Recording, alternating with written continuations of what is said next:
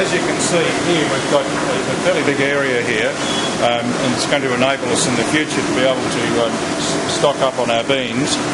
World coffee production at the moment is right down, so a very important thing is for us to be able to buy stocks of the right beans when they're available, and we're going to make use of the space to do it. We get coffee from about 15 different origins around the world, and to give you an idea, starting here, we're looking at some fair trade coffee. This one's from Honduras, this one is from Mexico, and we have another one here from Colombia, and then in this particular one here we have a Rainforest Alliance coffee. We're starting to get a bit of demand now for Rainforest Alliance, and that's starting to build up. Then moving further on, we have coffee here from Honduras, and then we're getting into our more traditional coffees now, the regular trade coffees. Costa Rica, we have one here which we're back to a organic fair trade one from New Guinea, which is proving very popular. Then a lot of our coffees come from Sumatra, and then we have over here we have an excellent coffee that comes from India. This is Indian Tiger Mountain. And an interesting part of the story here with this coffee is that a percentage of the coffee goes back, the money goes back to support the Save the Tiger Foundation.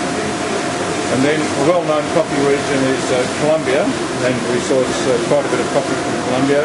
Unfortunately, the production in Colombia is down a bit at the moment, so we're working very hard to make sure we have adequate stocks of Colombian coffee. And then Brazil is very famous for its coffee, and we use Brazil in one of our blends now that is starting to gain in popularity. Then we're now starting to look at coffees from areas more in Central America like Guatemala, and then coming over here a bit further, we're looking at our New Guinea coffees. This is also used in one of our blends that's gaining in popularity, and then a very well-known coffee from New Guinea is the Sigri, the Sigri A, and then here we have the coffee, decaffeinated coffee. This is the Swiss water process, and we use a high-grade Colombian Excelso coffee for our Swiss water process, and this is very popular, even amongst people who don't drink decaffeinated coffee. They're quite surprised with the flavour and taste and aroma which you can get from this coffee.